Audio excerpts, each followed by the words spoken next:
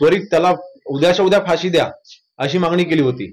म्हणजे त्याचा मृत्यू झाला पाहिजे हीच मागणी होते ना, की अशा व्यक्तीला जगण्याचा अधिकार नाही, ह्या अनुषंगाने ती मागणी करत होते.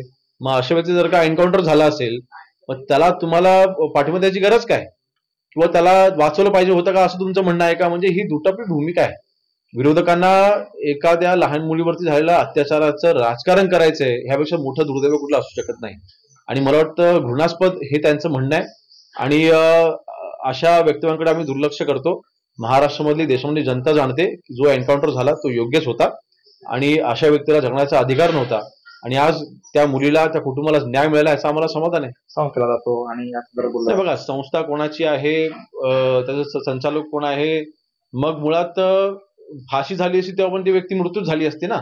एन्काउंटर झालं किंवा फाशी झाली एकच गोष्ट आहे ना, शेवटी त्या व्यक्तीचा मृत्यू झालेला आहे. मग अशा वेळेला आज संचालकांचा विषय येतो कुठे? आणि म्हणून मला वाटतं हे फक्त निवड राजकारण करतायत. ह्या राजकारणाला आम्ही जास्त महत्व देत नाही.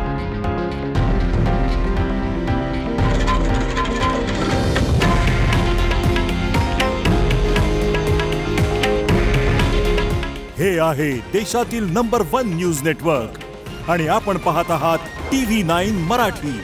काळजी तुमची, हित महाराष्ट्राचं.